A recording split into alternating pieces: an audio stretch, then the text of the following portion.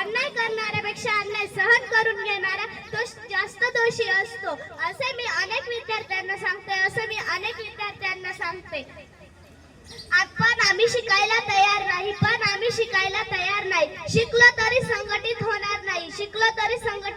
नाही संघटित झालो तरी संघर्षित व्हायला घाबरतो